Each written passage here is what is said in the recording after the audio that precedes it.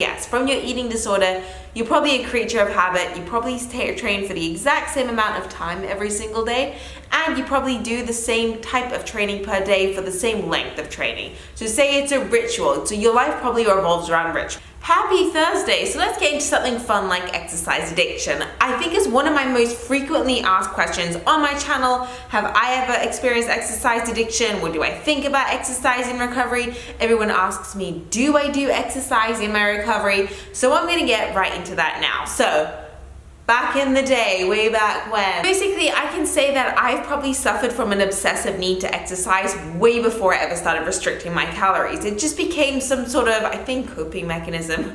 I know, we'll say coping mechanism.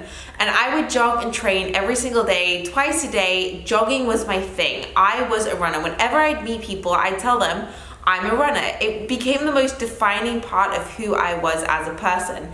Those of you who have been following my channel for a while, you'll know that in December, I hurt my knee while I was running. It came from an obsessive overtraining and malnourishment. What happened was all the bone marrow was depleted inside my bones, and MRI scans showed bruising right down to the middle of my bones. So for those of you who were following me then, you would have seen that I was on crutches for about a good 3 months. And that was the only way I would have ever stopped exercising. Everyone always told me, Jax, you're gonna be in a wheelchair one day if you don't take rest days. You're gonna be in a wheelchair one day if you keep going at the rate you're going. But like we all do with our recovery, I always said, that will never be me. I'm the exception to the rule. I fervently believe that. Anyways, so that was how pretty much the only thing that stopped me from running. I still can't run today. And so I don't run, I can't walk very far because I was also obsessive about counting my steps, seeing how many I could take in during the day. So no, I can't do any of that stuff anymore, and it's tough. And I was also known as the girl that would complete and do any insanity workout back to back. Shaun T was my homeboy. I love him now for other reasons because I love his personality, but I can't do those types of programs anymore, and no, I don't do them. From my overtraining, I also had a Baker's cyst. So it was a cyst the size of an actual tennis ball on the back of my knee. It was just from that constant action of never resting, the pounding. It puts more than 10 times the pressure in on your joints. And like I said, it's stuff that I knew, it's stuff that I was told, but I always thought, that might happen to some people, but my body's different. My body can get away with this. And here's the most important, best takeaway I can give to you guys, and the most hurtful thing for you to hear. And someone has to do that, but you are not the exception to the rule. Your body is not different. Your body is not unique in the point that it is a machine the way it is built. If you abuse it, it will break. No matter how much mental willpower you have, it will break. And here are some of the rules. You can't exercise in recovery, and don't even try and start bargaining my little gadgets, because that is what I do, and that's what I know you guys will do. You'll think that, okay, but what if I only exercise twice a week, Jax? What if I'm not as compulsive or addictive? Or what if I only cut down my exercise sessions from, we'll say hypothetically speaking, an hour to 20 minutes? You're in that bargaining mentality that will always stick them. There'll always be a little bit to shave off, like if you cut your time down to 30 minutes, then you'll start bargaining with yourself and saying, oh, well, 35 minutes won't really make a difference. It's just an extra 5 minutes. You're gonna build up. That when you bargain, it will always be a crutch in your life. You can't do that, my little loves. Even if you say that, okay, no, 3 times a week, I'll just do something relaxing instead. It does not work like that. Bargaining to try and slowly reduce, then you never get to that once a week or that never a week.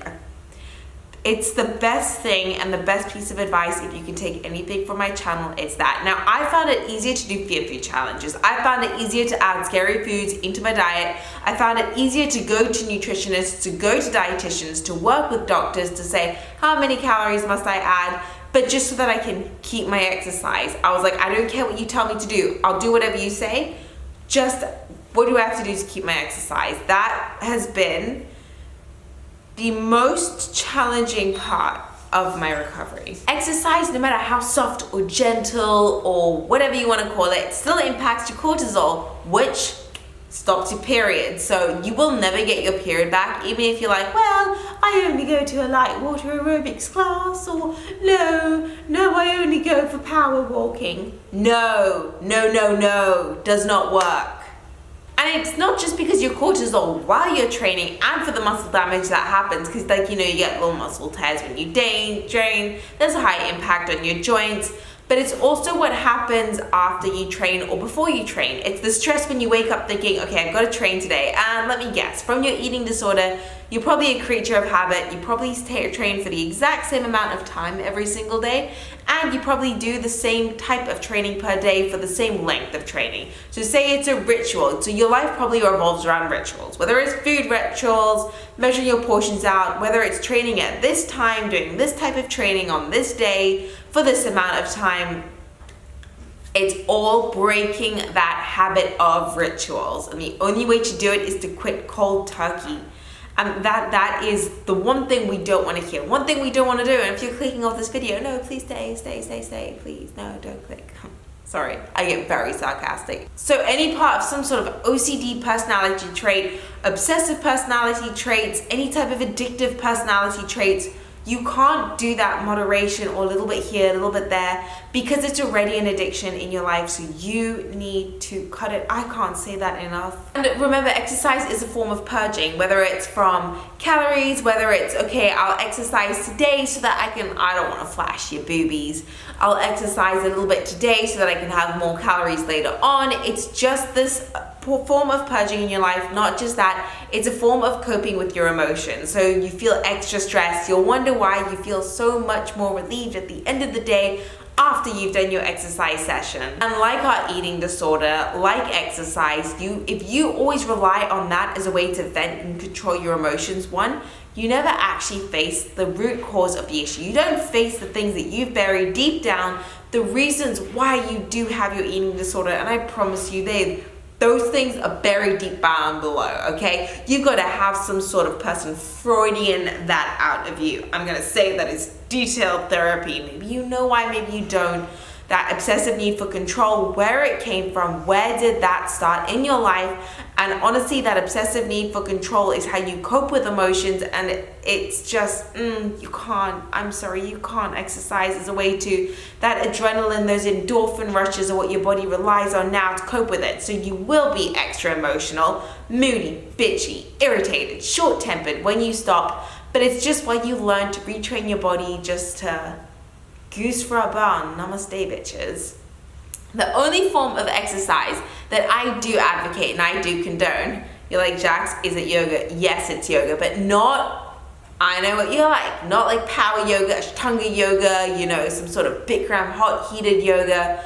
It's a soft restorative yoga, yin yoga, a gentle flow, a deep stretch, something like that, where it forces you to slow down and focus your breathing. With my background, I started off as a specialist in exercise therapy, moved into my nutrition degree, then with my psychology degree, and then I did my yoga teacher training when it was what helped me through my eating disorder and what I fell in love with.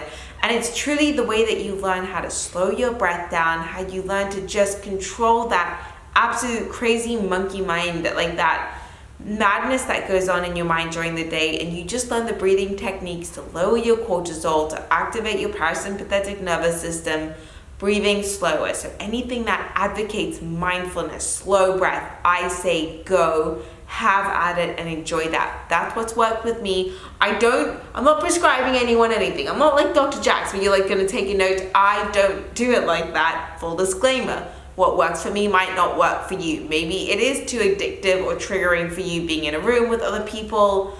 I don't know.